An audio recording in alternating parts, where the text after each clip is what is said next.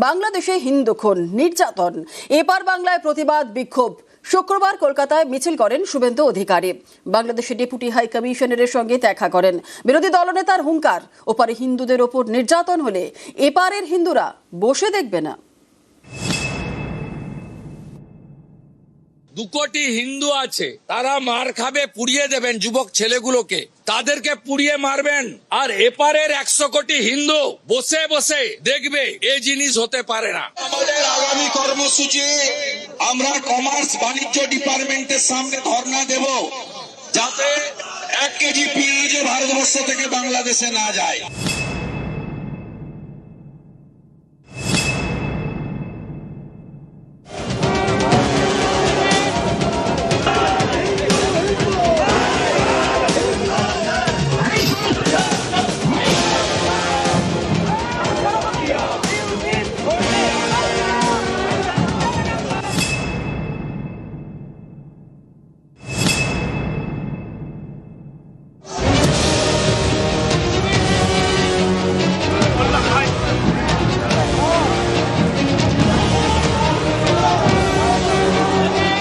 বাংলাদেশে ভারত বিদ্বেষের পাহাড়, বারবার সেখানে টার্গেট করা হচ্ছে সংখ্যালঘু হিন্দুদের। এর প্রতিবাদে প্রায় প্রতিদিনই পথে নামছে বিজেপি। শুক্রবার নিজাম প্যালেস থেকে সাধু সন্তদের নিয়ে মিছিল করেন শুভেন্দু অধিকারী। বাংলাদেশ ডেপুটি হাই কমিশনের সামনে মিছিল শেষ হয়। 5 জন সাধুকে নিয়ে কমিশনারের সঙ্গে দেখা করেন, ডেপুটেশন জমা দেন।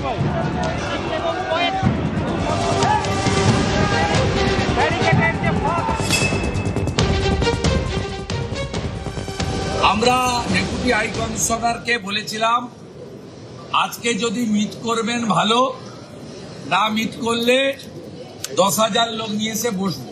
জানতে এসেছিলাম দীপুচন্দ্র দাসের অপরাধ কি, দেখাতে পারেনি, বলতে পারেনি। দীপুচন্দ্র দাস ফেসবুক তো দূরের কথা, হোয়াটসঅ্যাপ তো দূরের কথা, 250 টাকার ছোট মোবাইল ব্যবহার করত, সম্পূর্ণভাবে ধর্মীয় স্লোগান দিয়ে বাংলাদেশকে হিন্দু শূন্য করার জন্য তাকে মেরেছে। 2 কোটি হিন্দু আছে, তারা মার খাবে, পুড়িয়ে দেবেন যুবক ছেলেগুলোকে, তাদেরকে পুড়িয়ে মারবেন। আর এপারের 100 কোটি হিন্দু বসে বসে দেখবে, এই জিনিস হতে পারে না। আমাদের আগামী কর্মসূচি আমরা কমার্স বাণিজ্য ডিপার্টমেন্টের সামনে ধর্ণা দেব, যাতে 1 কেজি পেঁয়াজ ভারতবর্ষ থেকে বাংলাদেশে না যায়। এর আগে এদিন শিয়ালদা স্টেশন থেকে বেগবাগান পর্যন্ত প্রতিবাদ মিছিল করে হিন্দু সংহতি মঞ্চ।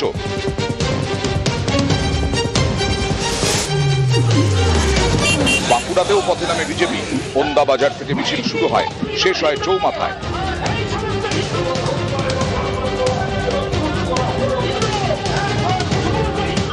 সরকার যেভাবে হিন্দুদেরকে হত্যা করছে, পুড়িয়ে মারছে, তারই প্রতিবাদে আমাদের আজকের এই মিছিল। এই রোহিঙ্গা মুসলমান, বাংলাদেশি মুসলমানদের কোনো জায়গা নেই এখানে।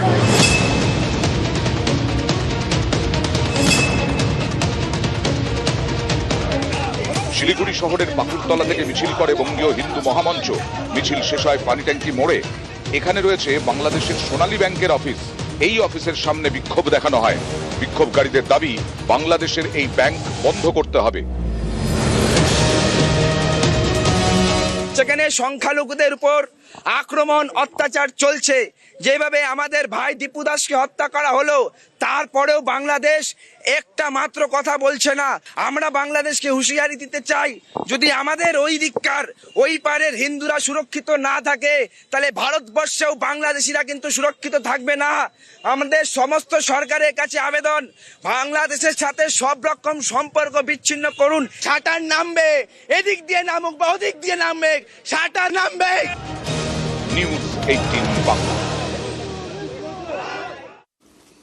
বাংলাদেশের সংখ্যালঘুদের উপর অত্যাচার প্রতিবাদে নাগা সন্ন্যাসীদের নিয়ে বাংলাদেশ ডেপুটি হাই কমিশনের সামনে ধর্নার হুঁশিয়ারি শুভেন্দুর। পশ্চিমবঙ্গের রাস্তা আটকে প্রতিবাদ করে কি হবে? দিল্লিকে পদক্ষেপ করতে বলুন। বাংলাদেশের ঘটনায় নিন্দা করে বিজেপিকে কটাক্ষ কুণালের। এদের উপরে আমরা তো সার্জিক্যাল स्ट्राइक चाहिए, सबक सिखाना चाहिए। जैसे इजराइल सिखाया गाजा में, उस तरीके से हमारी भारत की 100 करोड़ हिंदू सबक सिखाना चाहिए, जैसे ऑपरेशन सिंदूर में पाकिस्तान को हम लोग सबक सिखाया। পশ্চিমবঙ্গ একটা রাজ্য আর বাংলাদেশ একটা দেশ। যেভাবে হিন্দু যুবককে খুন করা হয়েছে, যেভাবে দুই মুসলিম বাচ্চা মেয়ে শিশুকে পুড়িয়ে মারা হয়েছে, আমরা এই সামগ্রিক হিংসার বিরুদ্ধে আমরা নিন্দা করছি, কিন্তু আমরা কিছু করতে পারি না, কারণ আমাদের এখতিয়ার নেই। আন্তর্জাতিক বিষয়ে কেন্দ্রীয় সরকার যেটা করবে রাজ্য পাশে থাকবে। শুভেন্দু অধিকারী বলছেন সার্জিক্যাল স্ট্রাইক করতে হবে, কে করবে? পশ্চিমবঙ্গ। শুভেন্দু অধিকারী এবং বিজেপি নেতাদের যা যা বিপ্লব করার আছে, কলকাতায় না বসে যান না দিল্লিতে। নরেন্দ্র মোদীকে বলুন, অমিত শাহকে বলুন, জয়শঙ্করকে বলুন, যে এখানে গন্ডগোল করে লাভটা কি হচ্ছে।